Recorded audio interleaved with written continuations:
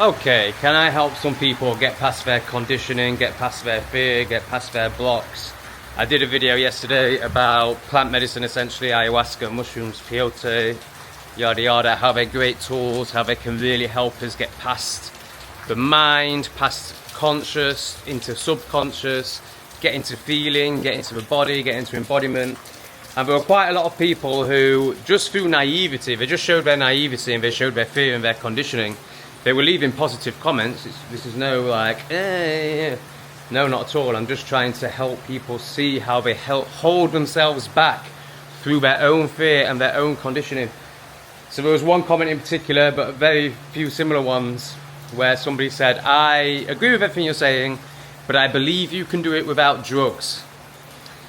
So I just want to speak into that level of conditioning, that level of brainwashing. Drugs. What are drugs? I mean, for me, drugs are pharmaceuticals. And they're also things that are synthetic and man-made. Heroin, MDMA, even LSD. Whilst I think there are many benefits in MDMA and LSD, I acknowledge that they are man-made. It's conditioning that people have to call ayahuasca a drug, and it's just mental. And this is the fear. So the fear of the individual to surrendering to ayahuasca, to trusting ayahuasca, which is just like saying trusting God, trusting the universe, because ayahuasca is just a tool to get to that.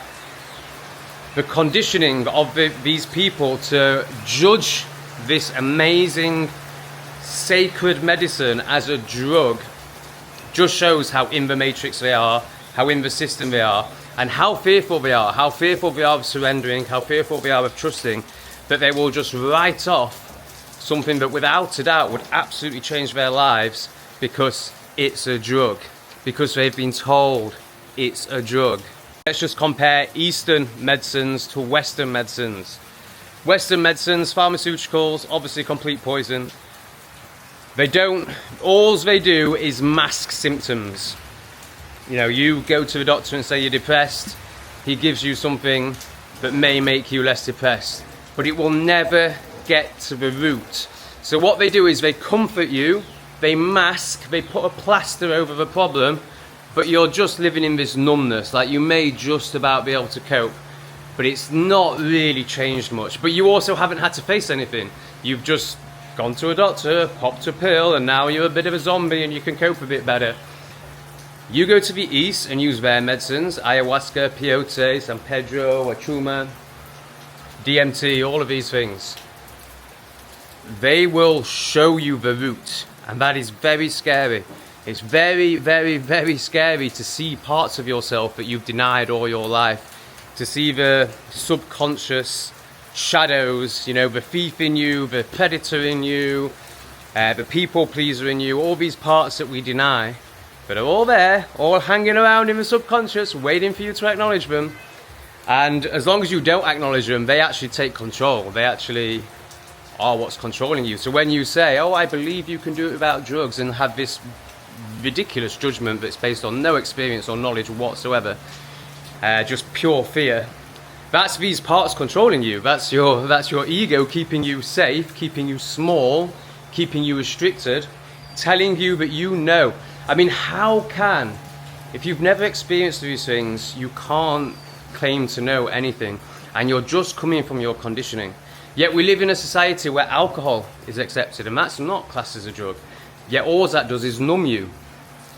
So yeah, it's amazing to me that there's these enlightening, sacred medicines out there, and people will just write them off purely through their own fear, which shows up as judgment. I'm also not saying this is for everyone. I'm going to share a story with you now where I wasn't holding the ceremony, but I was part of the organization of the ceremony, where it went really wrong for one individual. And it went wrong because she wasn't ready for it, and she wasn't ready to surrender. So we made some mistakes. Achuma is a pretty soft plant medicine. You know, compared to ayahuasca, for example, it's very soft. So we were quite loose on who we let in. In fact, we were very loose. And if I'm honest, I was too materialistic at this time, and I was just interested in selling tickets. So we ended up with about 30 people in this medicine ceremony that was held by a really good medicine carrier, a male medicine carrier, and his assistant was male as well. And then there was me and my business partner, who were very experienced in plant medicine, again, 2 males.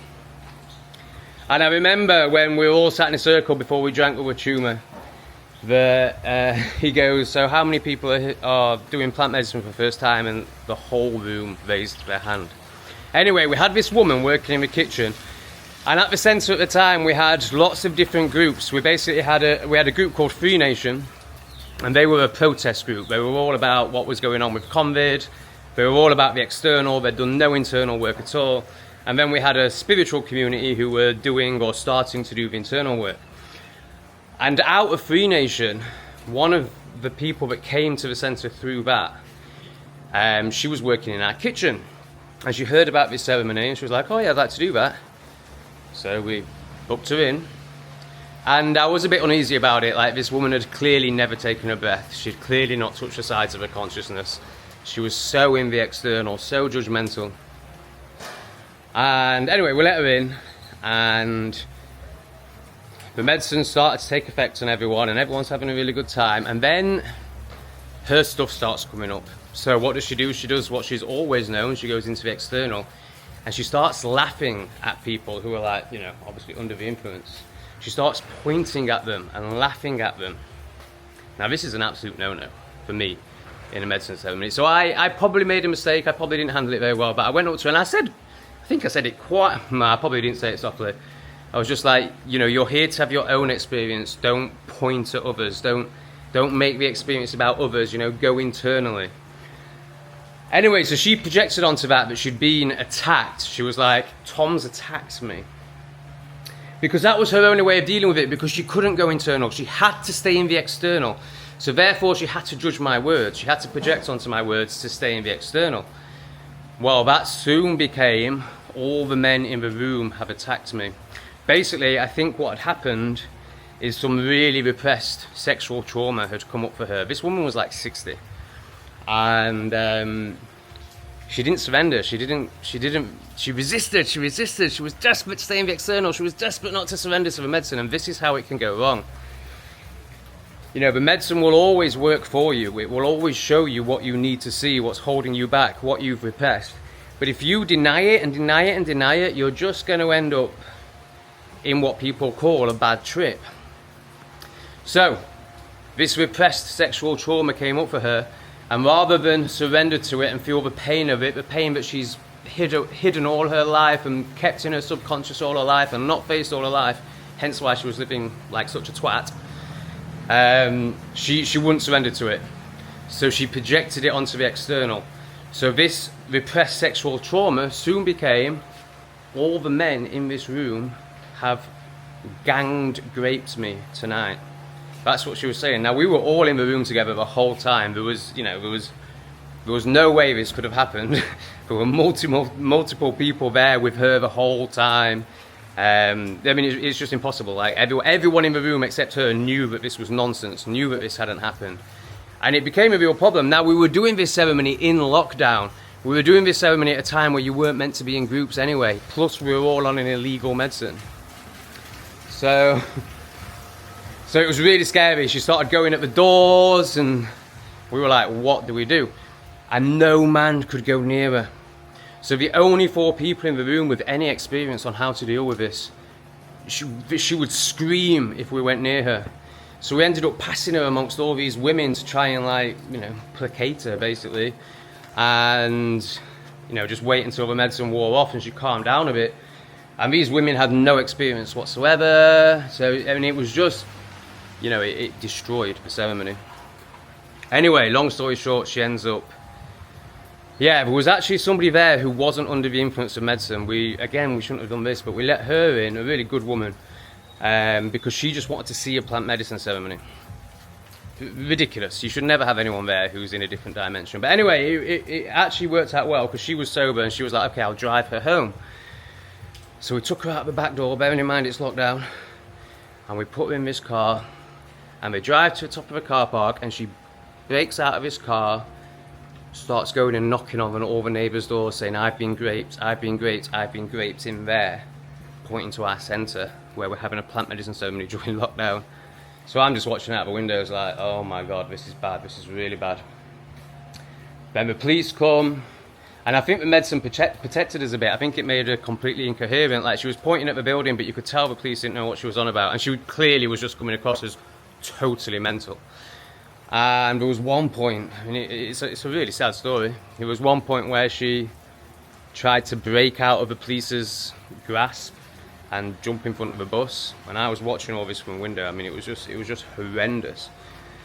Anyway, so at that point, the police, you know, got her in the car, took her away. Honestly, if I'm honest, the last I heard, 6 months later, she was still resisting. She was still resisting this incredible trauma that had come up, this massive, massive trauma, bless her, that had come up. She'd obviously experienced something horrendous in her, I imagine, childhood, but certainly previous years.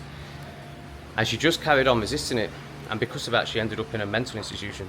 I don't know, you know, where that ended. Don't know if she ever regained. I mean, she was already, in my opinion, mental, you know, conditioned and of the mainstream and in self-hate, like we all are, before we start really doing this work. But, you know, she was, you know, totally lost it. And what kind of saved us a bit, well, I feel bad saying that, was her whole family were normies. They were COVIDiots. So they already thought she was crazy because she was saying, like, I think the government are out to get us and I don't think we should be taking this, whoop whoop, and all this sort of thing. So they just kind of thought that she'd gone into this, further into this mental delusion that they were already projecting onto her. So we never really had any repercussions from it, but it was bad, and it was a very humbling experience, and it taught me personally a lot, and I know the other guys that were involved in the centre. You know, it really taught us a lot about vetting and making sure that people are ready for this stuff. So this isn't me saying that, oh, everyone should do it, But if you're ready to lean in, if you have that concept, if you aren't living in complete resistance, then plant medicine is absolutely going to help you.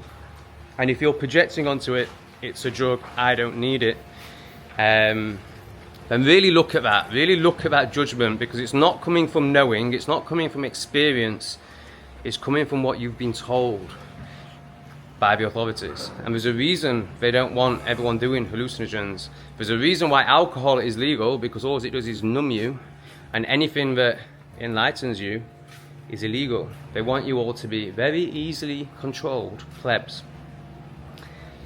So yes, that's what I'm sharing for today. Let me know if it resonates, drop me a comment, like and subscribe. I'll see you tomorrow.